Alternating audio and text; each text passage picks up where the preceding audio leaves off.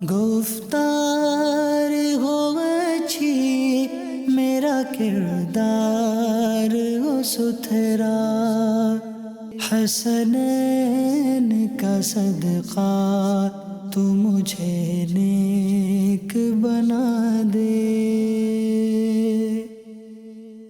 الحمدللہ رب العالمین، الصلاة والسلام علی سید الانبیاء والمرسلین، اما بعد فاعوذ باللہ من الشیطان الرجیم، بسم اللہ الرحمن الرحیم۔ الصلاة والسلام علیک یا رسول اللہ وعلی آلک واصحابک یا حبیب اللہ، الصلاة والسلام علیک یا نبی اللہ وعلی آلک واصحابک یا نور اللہ۔ پیارے پیارے نبی جناب محمد مدنی صلی اللہ تعالی علیہ وآلہ وسلم نے ارشاد فرمایا کہ جو شخص مجھ پر ایک مرتبہ درود پاک پڑھتا ہے، اللہ تعالیٰ اس پر 10 رحمتیں نازل فرماتا ہے، 10 نیکیاں اس کے نامہ اعمال میں لکھ دی جاتی ہیں، 10 گناہ اس کے مٹا دیے جاتے ہیں اور 10 درجات بلند کر دیے جاتے ہیں۔ صلو علی الحبیب صلی اللہ تعالی علی محمد صلی اللہ علیہ وسلم، صلاۃ و سلام علیک یا سید یا رسول اللہ۔ خلیفہ امیر اہل سنت حضرت مولانا حاجی ابو اسید عبید رضا اتاری مدنی دامت برکاتہم القدسیہ کا پروگرام آداب زندگی مدنی چینل کی اسکرین پر آپ دیکھ رہے ہیں۔ مدنی چینل کے ناظرین، اللہ تبارک و تعالی ہمیں عافیتیں، راحتیں، سلامتیاں نصیب فرمائے۔ بعض اوقات ہمیں کسی جگہ سے فائدہ مل رہا ہوتا ہے، کسی چیز سے ہمیں بینیفٹ مل رہا ہوتا ہے، کسی چیز سے ہمیں یوں بولیے کہ اچیومنٹس کا سلسلہ جو ہے وہ حاصل ہو رہا ہوتا ہے، لیکن ہم اس کی ناقدری کر دیتے ہیں، اس کو یوں بولیے کہ نگلیکٹ کر دیتے ہیں۔ یہ طریقہ کار اچھا نہیں ہے۔ کہا جاتا ہے کہ ایک شخص کے پاس ایک گھوڑا تھا اور ایک بکری تھی۔ بکری جو ہے وہ اس کو بڑا فائدہ دیتی تھی، دودھ بھی پرووائڈ کر رہی ہے، تو نسل بھی جو ہے وہ بڑھ رہی ہے، تو بچے بھی جو ہے وہ ہو رہے ہیں، تو یوں اس طرح سے ایک بڑا اچھا سلسلہ کار جو ہے یہ چل رہا ہے۔ اور جو اس کا گھوڑا تھا وہ بڑا سست تھا، اور وہ بالکل یوں بولیے کہ ہر وقت بیمار بننے کی ایکٹنگ جو ہے وہ کرتا رہتا تھا۔ تو مالک کو گھوڑے سے بہت پیار تھا، اگرچہ اس گھوڑے کا اسے کوئی خاطر خواہ فائدہ نہیں ہوتا تھا، اس کو اچھی خوراک اور عمدہ غذا دینے کے باوجود اس پر مزید علاج کا، ڈاکٹرز کا خرچہ جو ہے یہ چلتا ہی رہتا تھا، اور مالک کو اس سے کوئی خاطر خواہ فائدہ ہوتا نہیں تھا۔ لیکن چونکہ مالک کو اس سے ایک لگاؤ تھا، محبت تھی، ایک پیار تھا، اور ایک جو ہے وہ اٹیچمنٹ تھی، لہذا وہ اس کا خیال رکھنے کی بڑی جو ہے وہ کوشش کرتا تھا۔ مختلف طرح کے ڈاکٹرز آ رہے ہیں، اس کو چیک کر رہے ہیں، لیکن گھوڑا ہے کہ اٹھنے کا نام نہیں لے رہا، چلنے کا نام نہیں لے رہا، اور بالکل مریل سا اس طرح سے زندگی گزار رہا ہے، اور عمدہ غذائیں اور اعلیٰ خوراک بھی کھاتا چلا جا رہا ہے۔ ایک مرتبہ مالک نے کیا کیا کہ اس نے جو ہے کوئی آدمی بلایا، جانوروں کا اسپیشلسٹ، اور اسے جب گھوڑے کا معائنہ کروایا تو وہاں سے جب نکلے تو بکری کے پاس کھڑے ہو کر کے ان کی بات ہوئی کہ بھئی اس گھوڑے نے تو ٹھیک ہونا نہیں ہے، اتنا عرصہ گزر گیا، اتنا علاج ہو گیا، اتنی خوراکیں کھلا دیں، اتنی دوائیاں کھلا دیں، اور اس نے ٹھیک تو ہونا نہیں ہے۔ بہتر یہ ہے کہ آپ کسی شوٹر کا بندوبست کریں اور اس کو شوٹ کر دیں اور اس کو دفنا دیں، ورنہ آپ اس پر پیسے لگاتے رہیں گے اور پانی کی طرح یہ بہاتے رہیں گے۔ نے کہا ٹھیک ہے۔ اب بکری جو تھی اپنے مالک کو چونکہ نفع بہت پہنچاتی تھی، لہذا اس نے جا کے گھوڑے کو بتایا کہ بھئی یہ تمہاری آلکس اور تمہاری سستی اور تمہاری یہ جو ایک انداز تم نے زندگی کا اختیار کیا ہوا ہے، اب یہ ختم ہونے والا ہے۔ آج جو بندہ جو ہے وہ ڈاکٹر میں دیکھنے کے لیے آیا تھا، وہ یہ سجیسٹ کر کے چلا گیا ہے کہ تمہاری زندگی کا خاتمہ کر دیا جائے، کیونکہ تم ٹھیک ہونے والے نہیں ہو۔ چنانچہ مدنی چینل کے ناظرین کیا ہوا، جب اگلا دن جو ہے وہ آیا اور مالک جو ہے وہ جب استبل میں پہنچا تو دیکھا گھوڑا جو ہے یہ سرپٹ بھاگ رہا ہے، بڑی چھلانگیں لگا رہا ہے، پھدکتا اچھلتا ادھر ادھر جا رہا ہے، اور مالک دیکھ کر یہ خوش ہو گیا، اور وہ جو بکری تھی اس نے اسے ذبح کر کے جو ہے وہ پکا کے لوگوں کو کھلا دیا۔ تو یہ ایک جو سیکھنے کی بات ہے اس پوری سٹوری سے وہ یہ ہے کہ بعض اوقات جہاں سے ہمیں فائدہ مل رہا ہوتا ہے، ہم اسی پوائنٹ کو کیا کر دیتے ہیں، ختم کر دیتے ہیں، اسی آپشن کو کیا کر دیتے ہیں، فنش کر دیتے ہیں، اسی موقع کو کیا کر دیتے ہیں، ختم کر دیتے ہیں، اسی جو ہے وہ معاملے کو نل اینڈ وائڈ جو ہے وہ کر دیتے ہیں، اور پھر ایٹ دا اینڈ بندے کو آگے چل کر کے نقصان جو ہے وہ اٹھانا پڑتا ہے۔ نمبر 1۔ نمبر 2 یہ ہے کہ کسی بھی چیز کے ساتھ ایسی وابستگی اور ایسا لگاؤ جو ہے یہ اختیار کر لینا کہ بندہ جو ہے یہ یوں بولے کہ سب کچھ بھول کر اسی کے پیچھے جو ہے وہ لگا رہے اور اسی کے یوں بولے خیالوں میں جو ہے وہ گم رہے، تو یہ بھی انداز کوئی مناسب انداز نہیں ہے۔ نمبر 3 یہ ہے کہ جس کی قدر کی جا رہی ہے اسے چاہیے کہ وہ اس قدر کا حق بھی ادا کرے، جس کا خیال رکھا جا رہا ہے اسے چاہیے کہ وہ اس خیال رکھنے والے کا حق بھی ادا کرے، جو کھلا رہا ہے، جو پلا رہا ہے، اس کی شکر گزاری بھی رہے، اور پھر انداز بھی ایسا اختیار کیا جائے کہ اسے غم کی کیفیت نہ پہنچنے پائے، اس کا بندہ متشکر رہے، اس کا یوں بولیے تھینکفل رہے، اور اچھے انداز کے ساتھ یوں بولیے کہ بندہ اپنا وقت گزارتا رہے۔ اللہ تبارک و تعالی ہم سب کو عافیتیں، راحتیں اور سلامتیاں عطا فرمائے۔ یہ ایک فرضی جو ہے وہ کہانی تھی، آج جو ہے مجھے یہ سننے کو ملی، تو میں نے کہا چلے آپ کے ساتھ شیئر کیا جائے اس کو۔ اور عقل مند آدمی وہ ہوتا ہے کہ جو باتوں سے سیکھتا ہے، جو حکایات ہیں، یہ واقعات ہیں، یہ بیان ہی اسی لیے ہوتے ہیں، وہ کہا جاتا ہے قصص الاولین موعظۃ للآخرین، پہلے والوں کے قصے بعد والوں کے لیے نصیحت۔ اور یہ بزرگوں نے جو ہے وہ ایک انداز اختیار کیا ہے۔ مولانا روم رحمۃ اللہ تعالی علیہ نے مثنوی شریف میں بہت ساری ایسی حکایات اس طرح کی جو ہے وہ بیان فرمائی ہیں کہ ان کو پڑھنے میں اور سننے میں انسان کی دلچسپی بھی رہتی ہے، اور سننے کے لیے ایک بڑا اچھا سبق بھی ملتا ہے۔ آپ کو اگر یاد ہو کہ اگر آپ نے جو ہے وہ انگلش جو ہے وہ پڑھ رکھی ہے، اردو جو ہے وہ اگر پڑھ رکھی ہے اسکول کے اندر کتابوں میں، تو آپ کو بھی کوئی نہ کچھ اس طرح کی سٹوریز جو ہے وہ پڑھنے کا موقع ملا ہوگا۔ انگلش میں سمریز جو ہے وہ یاد کرتے تھے، اس کا ایک مورل ہوتا تھا، تو اس کے اندر بھی کیا ہوتی تھی، ایک کہانی ہوتی تھی۔ اصل جو بات ہے وہ اس کا مورل اور اس کا سبق ہوتا تھا جو ہمیں سننے کو اور پڑھنے کو ملتا تھا۔ جیسے a friend indeed is a friend in need، کہ دوست وہی ہے جو مصیبت میں کام آتا ہے۔ greed is curse، یہ مورل تھا کہ لالچ بری بلا ہے۔ اس کے اوپر پھر کیا ہے، وہ پوری ایک کہانی جو ہے وہ لکھنی ہوتی تھی، یا کوئی کہانی ہوتی تھی، اس کی سمری جو ہے وہ تیار کرنی ہوتی تھی۔ تو یہ مختلف انداز میں یوں اگر آپ کو زندگی میں یاد آئے تو اس طرح کے واقعات یہ ہمیں سمجھاتے ہیں، بتاتے ہیں۔ عقل مند آدمی وہ ہے جو چیزوں سے نصیحت حاصل کرے، اپنی اندر اپنی لائف کے اندر بہتری لانے کے لیے کوشش کرے، اپنی عادات کو مزید بہتر سے بہترین بنانے کا سفر جو ہے یہ جاری رکھے۔ بعض اوقات بندے کو ایسا لگتا ہے کہ جو اچیومنٹس میں کر سکتا تھا اب میں کر چکا ہوں، اس سے آگے میں نہیں جا سکتا۔ تو جہاں انسان لرننگ جو ہے وہ روک دے گا تو یوں سمجھیے وہیں پر اس کی زندگی کا یوں ایک فل سٹاپ جو ہے وہ لگ جائے گا۔ Life is learning forever, زندگی یہ ہے کہ بندہ جو ہے وہ سیکھتا رہے، اپنی اخلاق کو، اپنی عادات کو بہتر بنانے کے لیے نبی کریم صلی اللہ علیہ وسلم کی تعلیمات کو سیکھتا رہے، دین اسلام کی تعلیمات کو نہ صرف سیکھتا رہے بلکہ دوسروں کو سکھاتا رہے، نہ صرف خود عمل کرتا رہے بلکہ دوسروں کو عمل کی جو ہے وہ دعوت دیتا رہے۔ اور اس کے لیے بہت پیارے پیارے یوں بولیے کہ ذرائع ہیں، آپشنز ہیں جو دعوت اسلامی نے ہمیں مہیا کیے ہیں۔ جیسے اسٹڈی بندہ کرتا ہے، مطالعہ کرتا ہے، تو یہ بڑا اچھا انداز ہے۔ 550 سنتیں اور آداب بہترین کتاب ہے، اس کا جو ہے وہ مطالعہ کریں۔ اس میں آپ کو چلنے پھرنے کی سنتیں، آداب، اٹھنے بیٹھنے کے، سونے جاگنے کے سنتیں اور آداب، اور بہت سارے ماشاء اللہ الکریم سنتیں اور آداب ہیں، یہ سیکھنے کو ملیں گے۔ اللہ تبارک و تعالی ہم سب کو اپنی عادات کو اچھا کرنے، اپنے معاملات کو بہتر بنانے اور اپنی عبادات کو بہترین کرنے کی توفیق اور سعادت نصیب فرمائے، اور اللہ تبارک و تعالی ہمیں دین اسلام کی تعلیمات اور جو مورل ویلیوز اسلام نے ہمیں عطا فرمائی ہیں یہ سیکھ کر ان پر عمل کرنے کی توفیق عطا فرمائے۔ خلیفہ امیر اہل سنت ہمارے ساتھ ہیں، آئیے ان کی جانب بڑھتے ہیں۔ صلو علی الحبیب صلی اللہ تعالی علی محمد۔ حضور آپ سے ایک سوال ہے کہ بعض اوقات دکانوں پر یہ جملہ لکھا ہوتا ہے کہ ادھار مانگ کر شرمندہ نہ کریں، یہ ادھار محبت کی کینچی ہے، یہ لکھنا کیسا ہے؟ واقعی بعض دکانوں پر یہ لکھا ہوتا ہے کہ ادھار مانگ کر شرمندہ نہ کریں، اصل میں تو یہ کہ ادھار مانگ کر شرمندہ نہ ہوں، یہ لکھا ہوتا ہے سر؟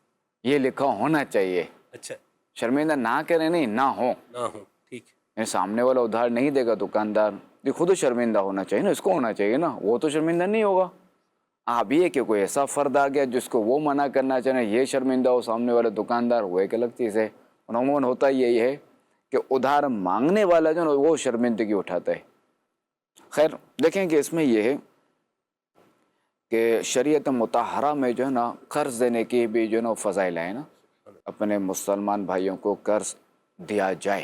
یہ بھی ایک طرح سے قرض ہی، اگر کسی کو ضرورت ہے تو آپ ادھار کسی کو مال دے دیں۔ اور بعض اوقات جو ہے وہ جس نے لکھا ہوتا ہے دکان پہ اس کا بھی ظاہر ہے کہ وہ ادھاری پہ بعض لین دین ہو رہا ہوتا ہے، ہر ایک کا ظاہر ہے کہ کیش پہ لین دین نہیں ہوتا۔ عموماً یہ لکھا ہوتا ہے کریانہ اسٹورز پہ، کریانے کی دکان ہوتی ہے نا ان پہ لکھا ہوتا ہے، اور ان کا جو معاملہ ہوتا ہے نا عموماً جو سنا یہ کہ وہ ادھاری پہ ہوتا ہے۔ تو خیر نہ لکھیں تو بہتر ہے، ورنہ کوئی حرج نہیں ہے. صرف یہی جملے نہیں ہوتے، اور بھی بہت سارے جملے ہوتے ہیں. مثلاً ادھار محبت کی کینچی ہے، آیو تو ادھار بولا. ایک جنگ ہے اسی لیے بند ہے، ادھار ایک ایسا اب جادو ہے. دیکھیں وہ ہر ایک کا جو نا بس وہ ایک ایسا ہی ہوں. اب دیکھیں ادھار ایک ایسی جنگ ہے جو بند ہے. ادھار ایک جنگ ہے اسی لیے بند ہے. اب ظاہر ہے کہ جو پڑھنے والے کو کیا سمجھ پڑے کیا لکھا ہوا ہے، تو ادھار ہی سمجھ آئے گا. سب اس کو یہ پتہ چل جائے گا کہ مجھے ادھار کیا ہاں ادھار نہیں ملے گا. مانگنا، نہیں ملے گا، بس یہ ہے. اور بھی بڑے جو ہے جملے ہوتے ہیں کہ ادھار ہمارے اخلاق اور آپ کے وقار کی کینچی ہے یا اس کا دشمن ہے. اب دیکھیں یہاں جو لکھا ہوتا ہے اس سے مراد جو نا وہ لوگ ہیں کہ جن کا ارادہ نہیں ہوتا دینے کا، اور ادھار پہ ادھار چڑھا رہے ہوتے ہیں، دینے کا ارادہ ہی نہیں ہے. یہ بتائیے کہ لوگ کہتے ہیں کہ ابھی ادھار دینا نہیں چاہیے. آپ نے جیسے کہا کہ ادھار دینا بھی جو ہے وہ قرض دینا یہ بھی ایک ثواب کا کام ہے. بلکہ یہ یہاں تک کہ اگر آپ نے کسی کو قرض دیا، اگر کسی کو ہم نے قرض دیا اور وہ اس کا حال اگر بے حال ہے، یعنی وہ آزمائش میں ہے، یعنی ابھی اسی پوزیشن نہیں ہے دینے کی، تو اس کو مہلت دینا واجب ہے. مقروض کو یعنی واجب ہے، شریعت نے واجب قرار دیا ہے. اچھا آپ جب یہ اس کو مہلت دیں گے تو اس میں آپ کو ثواب ملے گا. ایک طرف واجب ادا کر رہے ہیں، دوسری طرف کو ثواب بھی مل رہا ہے مقروض کو مہلت دینے پر. تو اگر کہیں ایسا معاملہ ہو تو مقروض کو مہلت دینی چاہیے. البتہ جو عادی مجرم ہوتے ہیں نا، جن کا کام ہی ٹوپیاں گھمانا ہوتا ہے، اس سے لیا اس کو دیا، اس سے لیا اس کو دیا، یہ کر کے، ان کو نہیں دینا چاہیے. رقم ہماری پھنسی ہے، یہ اس نے آگے کسی اور کو دینی ہے، پھر جو ہے نا وہ کسی اور سے لے کر کسی اور کو دینی ہے، یوں کر کے جو ہے وہ اس نے ٹوپیاں گھمانی رہنی ہے، گھماتے رہنا ہے. تو وہ ظاہر ہے کہ ایسوں سے تو بچنا چاہیے، ایسوں کو نہیں دینا چاہیے.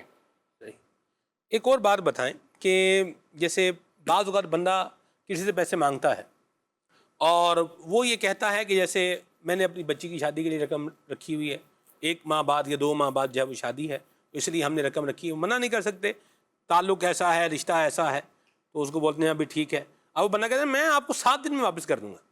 اب وہ 7 دن کے جو ہے وہ 70 دن ہو گئے، اور یوں بولے کہ 2 مہینے جو ہے وہ پورے ہو گئے، شادی سر پر آ گئی. اب یہ کیا کرے؟ اب یہ خود جو ہے وہ مانگنے کے لیے بیچارہ مانگتا جو ہے پھر رہا ہے.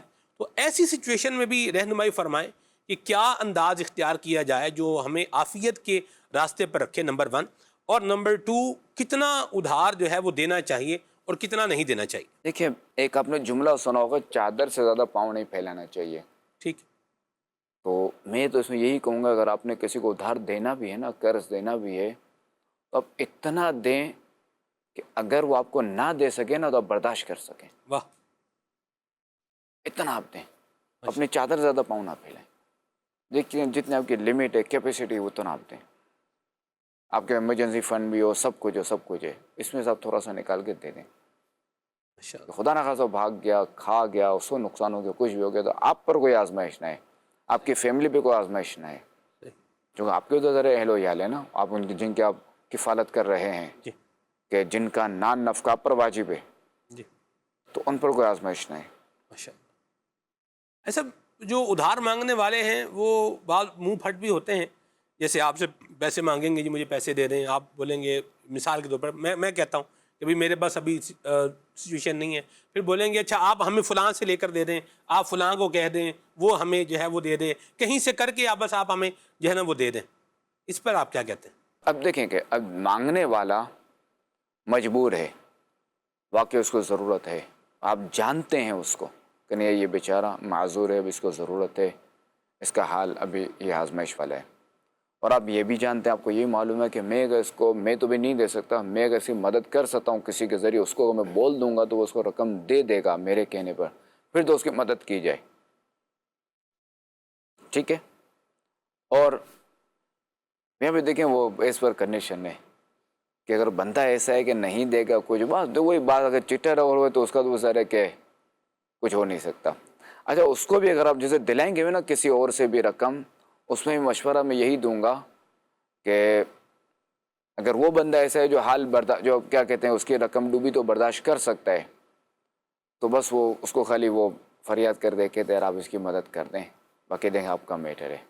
اور اگر یہ ضامن بنتا ہے، ضمانت دیتا ہے، تو اب دیکھیں اس پر آئے گا. ٹھیک ہے، اب یہ اتنی رقم کی ضمانت دے جتنی اتنی رقم کی ضمانت دے کہ جتنی یہ بھر سکتا ہے، وہی چادر سے زیادہ پاؤں نہ پھیلائے، اتنی رقم کی ضمانت لے لے. اب اگر خدا نہ خواستہ وہ نہ دے سکے تو یہ اپنی طرف سے دے دے، ختم کرے بات. ٹھیک ہے.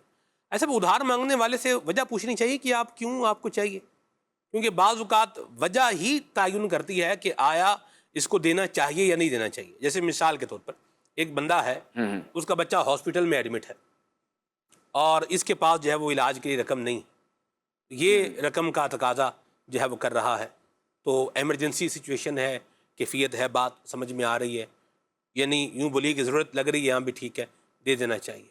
اچھا پوچھا بھی کیوں ادھار، کیا کرنا ہے؟ میں نے شوز لینے ہیں. کیا کرنا ہے؟ موبائل لینا ہے. کیا کرنا ہے؟ گاڑی چینج کرنی ہے. کیا کرنا ہے؟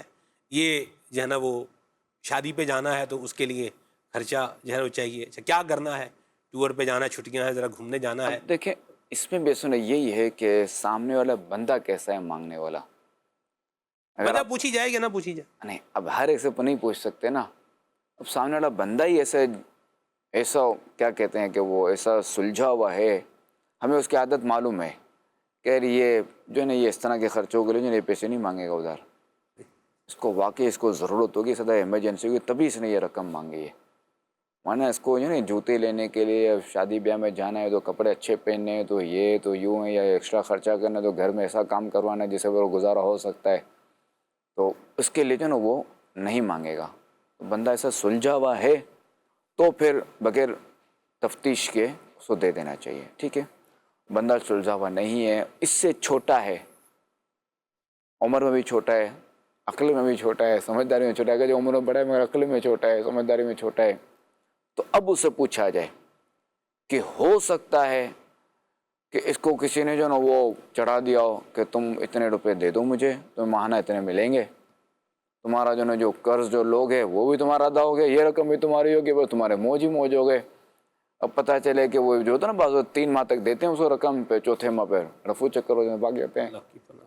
تو اب یہ اس سے پوچھے، پھر اسے پوری تفتیش کرے، اب یہ کس کو دو گے، کیا ہے. اگر یہ کہتے ہیں میرا بیٹا بیمار ہے وہ یوں ہے تو ظاہر ہے کہ پھر تو آنکھیں بند کر کے دے دے.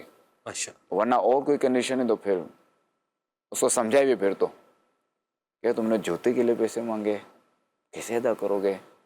کیا تم کو ادھار لینے چاہیے؟ کیا تم کو اسے جوتے پہننا ضروری ہے؟ یہ بھی تو ہو سکتا ہے نا. اللہ ہمیں یہ اچھی باتیں جو ہے وہ یاد رکھنے، ان پر عمل کرنے کی بھی توفیق عطا فرمائے. آمین. اور خلیفہ میرے نے بڑی پیاری بات فرمائی، چادر دیکھ کر پاؤں پھیلائیں. حضور لوگ اپنے آپ کو جو ہیں وہ اس سے زیادہ ویل سیٹلڈ، ویل مینجڈ، اور یوں بولیے کہ اپنے آپ کو بہتر سے بہترین شو کرنا چاہ رہے ہیں. جو دکھاوا. نہیں ہے وہ اپنے آپ کو شو ہاں کرنا وہ چاہ رہے ہیں. دکھاوا، دکھاوا. کھوکھلی دیوار ہے اس کو اچھا کلر کر دیا. ایسا ہی ہے. اس کا حل بتائیں کوئی. اس کا حل تو قناعت ہے. دکھاوے سے بچت ہے، ذرا کہ اس میں بعض اوقات تکبر بھی آ سکتا ہے، غرور بھی آ سکتا ہے، یہ ساری چیزیں آ سکتی ہیں. تو اپنے جو ہے نا وہ دل کی اصلاح کی جائے. سبحان اللہ. اپنے دل اصلاح کرے گا نا، عاجزی اختیار کی جائے تو انشاءاللہ الکریم سارے مسائل حل ہو جائیں گے. ایسا آپ کو اللہ جزائے خیر عطا فرمائے. آمین. آپ کی جو ہے وہ مبارک زبان سے لفظ قناعت سن کر مجھے وہ طواف کے دوران کی جانے والی ایک دعا یاد آ گئی. اللہم کنعنی بما رزقتنی، ہائے ہائے، یعنی یا اللہ جو تو نے مجھے رزق عطا فرمایا ہے مجھے اس پہ قناعت اسی عطا پہ فرما، قناعت عطا فرما دے. اللہ نصیب کرے. یہ طواف جب کرتے ہیں شیخ طریقت امیر سنت نے طواف کی جو دعائیں لکھی ہیں، سات دعائیں جی ہر پہلے پھیرے چکر کی کی ایک دعا، ہے. جی ہاں. تو ان میں سے کسی ایک چکر کی دعا میں یہ جو ہے نا وہ یہ دعا بھی آتی ہے. اللہ ہمیں قناعت نصیب کرے. آمین. بلکہ میں تو یہ عرض کروں گا اس دعا کو جو ہے نا روزانہ اپنی دعاؤں میں شامل رکھا جائے. سبحان اللہ، سبحان اللہ. اور کہ قناعت جس کو مل گئی نا بہت بڑی نعمت ہے. کیا بات ہے. اب کیا ہے کہ وہ اپنے سے اونچے کو دیکھ کر اس کو کوئی مسئلہ ہی نہیں ہوگا اور راضی رہے گا، وہ جو مجھے ملا ہے بس میں سے خوش ہوں. سبحان اللہ، ماشاء اللہ. کال لیتے ہیں. اگر ایک ہی کمرہ ہو اور جگہ نہ ہو نماز پڑھنے کی تو کیا باہر صحن میں کھلے آسمان کے نیچے نماز پڑھ سکتے ہیں؟ جواب ارشاد فرمائیں جزاک اللہ خیرہ. آمین. اس میں تو کوئی حرج ہی نہیں. کھلے آسمان میں کئی جگہوں پہ جو ہے نا وہ عیدین یعنی عید کی نماز جو ہے وہ کھلے آسمان تلے ہی ہوتی ہے. بلکہ آپ پچھلے ادوار میں آپ دیکھیں تو جمعہ شہر میں ایک ہی جگہ ہوتا تھا اور وہ اوپن اسکائی ہوتا تھا جمعہ. کوئی چھت تو نہیں ہوتی تھی. ہاں یہ ہے کہ ممکن ہے کہ وہ دھوپ کی وجہ سے شامیانے کو اس کا انتظام کیا جاتا ہو, ورنہ کھلے آسمان تلے نماز پڑھنے, اوپن اسکین نماز پڑھنے میں کوئی حرج نہیں ہے. بلکہ ابھی بھی ہمارے یہاں دیکھا جائے جو چھوٹے شہر ہیں یا گاؤں دیہات ہیں, تو یہ مجھے جو نا ان مسجدوں میں بڑا مزہ آتا تھا کہ میرے خیال میں 2 نمازیں اندر ہوتی تھیں اور بقیہ 3 نمازیں باہر ہوتی تھی اس صحن میں گرمیوں کے دنوں میں. تو کوئی حرج نہیں ہے اس میں. تو جی کو نشین امیر سنت کی بارگاہ میں یہ سوال ہے کہ اگر کسی مزدور کی کام کرتے وقت آنکھ لگ جائے تو کیا اس کو کٹوتی کرانا ضروری ہوگا؟ دیکھیں کہ عموماً تو ہوتا یہی ہے کہ جب بندہ کہیں نوکری پہ ہوتا ہے تو اسے کچھ وقفہ دیا جاتا ہے جس میں وہ چاہے تو کھانا کھا لے یا چاہے تو آرام کر لے. جیسے روزہ ہے تو آرام کر لے, ٹھیک ہے. اس دوران تو اگر وہ آرام کرتا ہے تو اس میں تو کوئی حرج نہیں. البتہ جب اس کا وقت ہے ڈیوٹی کا تو اس وقت معتدل چال یعنی درمیانہ رفتار میں اس کو کام کرنا پڑے گا. اب اس دوران اگر وہ عرف سے ہٹ کر سو, جیسے ایک جھونکا لگ گیا تو اس میں تو کوئی حرج نہیں. ہاں کام ایسا کر رہا ہے کہ ایسا معاملہ ایسا ہے کہ ایک جھونکے میں اس پورا کام ہو گیا, وہ پھر خطرناک کیا. وہ پھر ظاہر ہے ایسے جھونکے والے کو وہاں بیٹھنا بھی نہیں چاہیے, اس دن کی چھٹی لے لے. اچھا اب یہ ہے کہ اگر وہ سو گیا عرف سے ہٹ کر تو اب جو ہے وہ سیٹ سے رابطہ کر کے اسے کٹوتی کروائے گا, یا معافی مل جائے یا کٹوتی کروا لے, اپنی روزی وہ بچائے گا. ایسے لوگ 2 جابز کرتے ہیں, اپنا ورک لوڈ بڑھا لیتے ہیں, یا جاب ایک ہی ہو مطلب رات کو دیر تک مطلب موبائل کے ساتھ ہی جو ہے نا وہ لگے ہوئے ہیں, آنکھوں کا بھی بیڑا غرق ہو رہا ہے, اور پھر جو ہے نا وہ یوں بولیے کہ آگے کام کی جو پرفارمنس ہے اس میں بھی جو ہے وہ ہر جا رہا ہے, اور پھر نیند ظاہر سی بات رات کو سویا نہیں ہے, دن کو تو اگلی روٹین تو ساری پھر کیا ہے آگے جو ہے وہ کھڑی ہے, جو جتنے بجے ٹائم آنا ہے وہ سارا کام کلیئر ہو جانا ہے. تو اس پر آپ کیا کہتے ہیں آپ؟ اب دیکھیں کہ انسان کی ایک لمٹ ہے, جی وہ اپنے لمٹ سے بڑھ کر کام کیسے کر سکے؟ اب ایک بندہ 20 گھنٹے کام کرے, کیسے ممکن ہے؟ ممکن ہی نہیں ہے. ایک دماغی کام میں وہ 20 گھنٹے وہ کر ہی نہیں سکتا. ایک ممکن ہے 8 گھنٹے 7-8 گھنٹے سے ویسے اس کو سونا ہے, تو اپنے پر جو ہے نا وہ حد سے زیادہ بوجھ نہ ڈالے. اب بعض لوگ جس طرح کے ہوتے ہیں نا, بعض اداروں میں اس طرح کے ہوتے ہیں, تو وہاں حسن ظن رکھنا بڑا مشکل ہوتا ہے. ممکن ہی نہیں ہے کہ وہ کر سکے یہ کام. یا پھر خامیاں نکلتی ہوں گی, معاملات میں نکلتے ہوں گے, ٹھیک ٹھاک اس میں گھپلے ہوتے ہوں گے, تو لہٰذا اپنی حد سے زیادہ جو ہے نا اپنے پر ذمہ داری نہ لے. جی کون میرا سوال ہے کسی کی مدد کے لیے بینک سے سود لینا کیسا؟ جی جب اپنے لیے نہیں لے سکتا تو کسی کی مدد کے لیے کہاں سے لے گا؟ جانشین امیر اہل سنت کی بارگاہ میں عرض ہے کہ ہم نے سنا ہے کہ بچوں کو آئینہ نہیں دکھانا چاہیے, آئینہ دکھانے کی وجہ سے بچوں کے دانت دیر میں آتے ہیں, اس کی کیا حقیقت ہے, ارشاد فرمائیے گا. نہیں, ایسا تو کچھ نہیں ہے کہ بچوں کو آئینہ دکھانے سے جو ہے نا وہ دانت دیر سے آئیں گے. دیکھیں دانت آنے کا جو وقت مقرر ہے نا, اللہ تبارک و تعالی نے مقرر فرما دیا, وہ اسی وقت آئیں گے, نہ کہ اس سے پہلے نہ اس کے بعد. بلکہ تو یہ ہے کہ بچہ اگر سمجھدار ہو گیا تو اس کو بالکل اس کو آئینہ دکھائیں, اور وہ دعا اس کو یاد کریں, اللہم حسن خلقی فحسن خلقی. سنت ہے نا یہ دعا پڑھنا. بالکل, سبحان اللہ سبحان اللہ. اور بھی ایک مجھے بتایا گیا, بھی ہمارے ڈاکٹر صاحب بتا رہے ہیں جامی رضا, وہ کہہ رہے ہیں کہ بعض اوقات کہا جاتا ہے کہ بچے کو اگر آئینہ دکھائیں گے تو اس کو موشن لگ جائیں گے. یہ لوگ پتہ نہیں ایسا یہ باتیں کہاں سے بنا لیتے ہیں, کیسے بنا لیتے ہیں. وہ آؤٹ گوئنگ فری ہے نا. اللہ رحم کر, آمین. اللہ فکر عطا فرمائے. پیکیج میں تو کوئی نہیں ہے نا اس کے لیے کہ پیکیج لینا پڑے, مگر جو بھی آپ بولیں گے یہاں لکھا جائے گا. اللہ, اگر اچھی بات ہے تو یہاں لکھا ہے, اس میں تو کوئی حرج ہی نہیں ہے, اور بری بات ہے تو یہاں لکھا جائے گا, اس میں حرج ہے. محمد اشرف اطاری مدنی چینل عام کریں. الحمدللہ ایک ماہ کے قافلے میں سفر جاری ہے. جانشین امیر اہل سنت کی بارگاہ میں عرض ہے کہ دعاؤں سے نواز دیں. اس وقت ہم کھانے کا بریک ہوتا ہے قافلے میں, اب ہم ایک ہوٹل پر بیٹھے کھانا کھا رہے تھے, تو ماشاءاللہ اس قرض کے حوالے سے ہی گفتگو چل رہی تھی, تو ماشاءاللہ جانشین اس کے بارے میں ارشاد فرما رہے ہیں. آپ سے یہ سوال عرض کرنا تھا کہ جیسے ہم قافلے میں سفر کر رہے ہیں تو ایسے قافلوں میں سفر کرنے کے لیے اب یہ یقین بھی ہو اور امید بھی ہو کہ ہم اس کا یہ قرض واپس لوٹا دیں گے، تو کیا اس طرح قرض لے کر قافلے میں سفر کرنا، اس کے حوالے سے ارشاد فرمائیں۔ اللہ آپ کو برکت عطا فرمائے۔ مدنی چینل دیکھتے رہیے۔ ماشاء اللہ، اللہ کریم آپ کا سفر قبول فرمائے، برکتیں عطا فرمائے، قدم قدم میں نیکیاں عطا فرمائے۔ اب دیکھیں اس میں یہی ہے کہ اگر ان کے پاس یعنی جو بندہ قرض لے رہا ہے قافلے میں سفر کے لیے، اس کے پاس اگر کوئی ایسی چیز ہے کہ اگر اس پر رقم نہ آئی تو وہ مدت کے اندر یا مدت جب پوری ہونے والی ہو تو وہ اپنی چیز بیچ کر وہ ادا کر سکتا ہے۔ اتنا کو اس کے پاس ہے، کوئی بھی ایسی چیز ہے تو اب وہ لے سکتا ہے قرض، کیونکہ قافلے میں سفر کرو لاکھوں روپے تو لینے نہیں ہوتے، صحیح، معمولی سی رقم ہوتی ہے۔ جی، اور اگر یہ ہے کہ اگر ادا نہیں کر سکے گا تو پھر قرض نہ لے، تو پھر یہ سفر بھی نہ کرے، البتہ اپنے علاقے مسجد میں جائیں، وہاں جو ہے وہ مدرسۃ المدینہ بالغان میں پڑھیں، وہاں درس میں شرکت کریں، اللہ تعالیٰ سے دعا کرتے ہیں، اللہ تعالیٰ اسباب پیدا فرما دے گا، البتہ اس کے لیے سوال بھی نہ کریں۔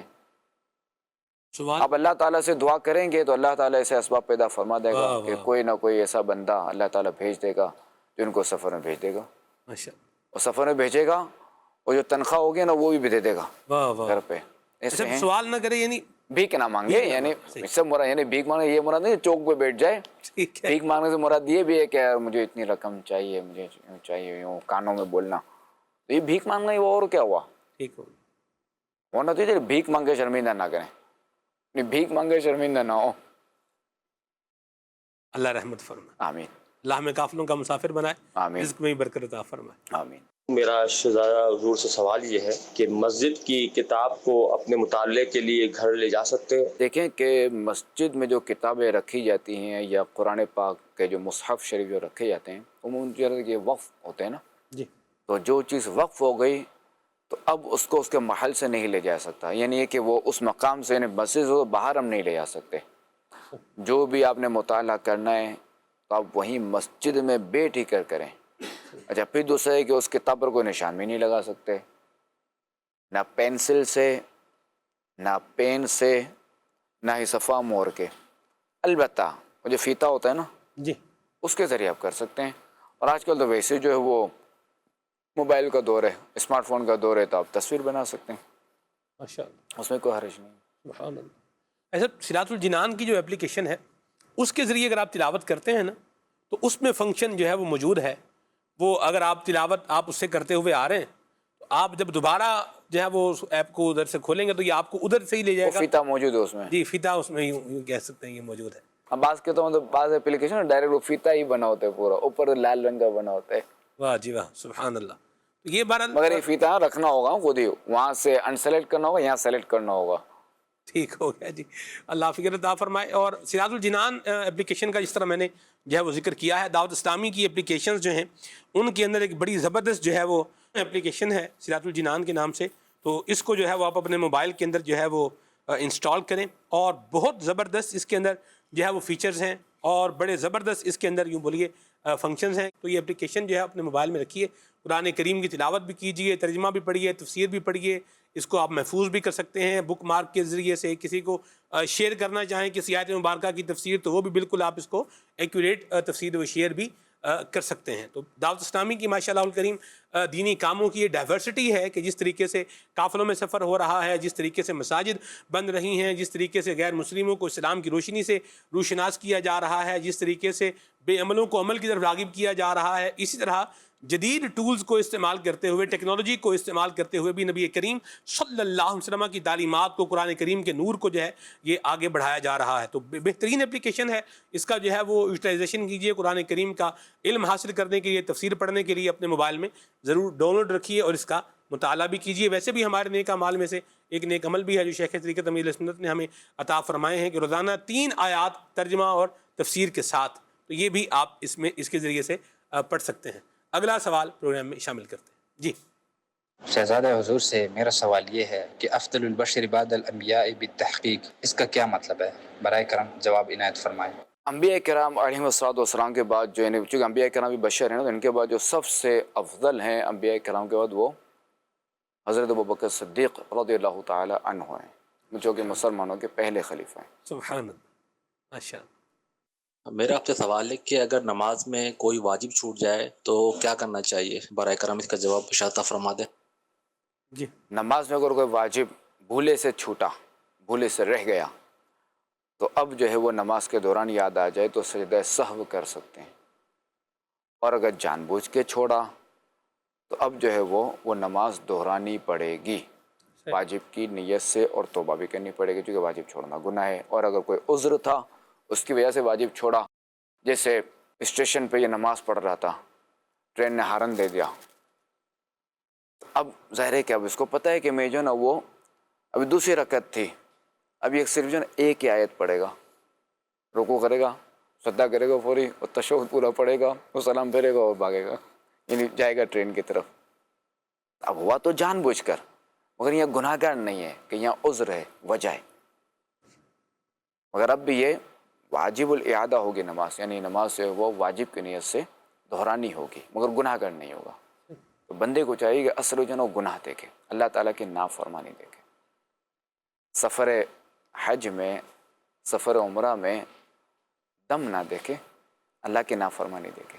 واہ واہ واہ، کیا بات کی ہے صاحب، سبحان اللہ۔ گناہ سے ڈرے، کیونکہ بعض وہ ذرے کہ وہ کیا کہتے ہیں کہ معاملہ ذرا غیر اختیاری ہوتا ہے، مگر دم واجب ہو جاتا ہے، مگر گناہ گار نہیں ہے، وہ دم دینا پڑے گا، نہیں دے گا تو وہ گناہ گار ہوگا، گناہ گار نہیں ہے۔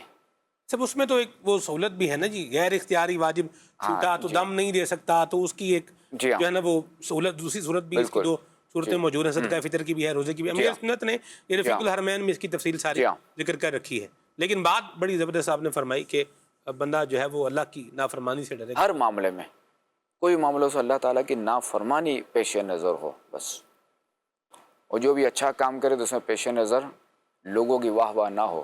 اللہ کی نافرمانی پیش نظر رہے مطلب یعنی اللہ کی نافرمانی یعنی پیش نظر یہ کہ میں یہ اگر کام کروں گا تو میں گناہ گار نہ ہو جاؤں کہیں، صحیح، ٹھیک ہے، گناہ سے اپنے آپ کو بچانا ہے، اللہ تعالیٰ کی نافرمانی سے پیش نظر رہے نا کہ میں کہ گناہ گار نہ ہو جاؤں، ٹھیک، اور دوسرا ہے کہ اچھا کام کرے تب جو نا ثواب پیش نظر رہے، یعنی اللہ تعالیٰ کی رضا پیش نظر رہے اس کے، یعنی لوگوں کی رضا یا لوگوں کی واہ واہ پیش نظر نہ رہے، اللہ کی رضا کہ میرا رب راضی ہوگا اور مجھے ثواب ملے گا بس۔ ایسے لوگ کہتے ہیں کہ آپ لوگ جو ہے وہ نماز پڑھنا آپ لوگوں نے اتنا مشکل جو ہے وہ بنا دیا ہوا ہے، کوئی پڑھ رہا ہے اس کو پڑھنے دیں، آپ کہتے ہیں یوں پڑھو، یوں کرو، یہ نہ کرو، یہ نہ کرو، یعنی ایک بندہ ہے جو مسجد میں ابھی آیا ہی ہے نماز پڑھنے کا، اس کا ذہن بن ہی گیا، اتنے انسٹرکشنز لگا رہے ہیں، اتنی قیودات لگا رہے ہیں، اتنے آپ جو ہے نا اس کو ٹپیکل معاذ اللہ اس طرح کے لفظ بھی استعمال کریں، ٹپیکل بنا کے آپ اس کو مشکل سا بنا کے آپ کر رہے ہیں، دین تو آسان ہے، آپ لوگوں نے ایسے مشکل بنا دیا ہوا ہے،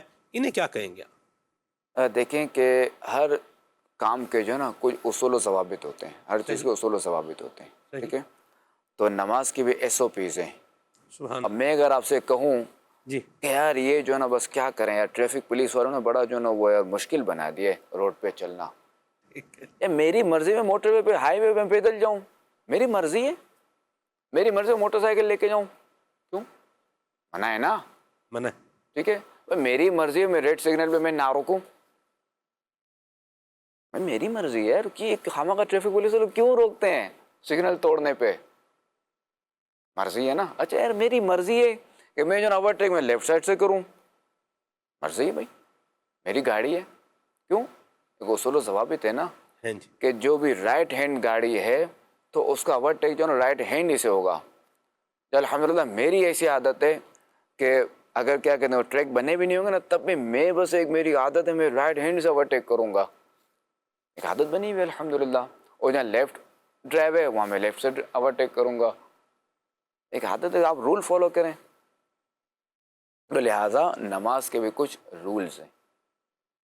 اچھا اب یہاں میں آپ کو یہ بتا دوں، اللہ تعالیٰ کی رحمت یہاں دیکھیں کہ ایک شخص سے ابھی مسلمان ہوا، یا یہ کہ مسلمان تو ہے مگر اب اس نے نماز پڑھنا شروع کی، اب جو ہے نا اپنے مخارج اس نے درست کرنا شروع کیے، یہ زمانہ کوشش میں، تو یہ اللہ تعالیٰ کی رحمت ہے کہ زمانہ کوشش میں جو اس نے نمازیں پڑھی وہ مانی جائے گی۔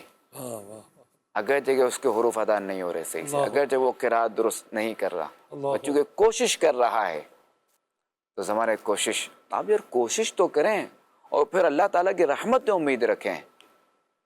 آپ بولیں میں زہر کھاؤں، بے شک اللہ تعالیٰ بچانے والا ہے، مگر زہر میں تاثیر اسی رب نے رکھی ہے کہ زہر کا کام مارنا ہے، اس کا کام ختم کرنا ہے، اندر نقصان پہنچانا ہے.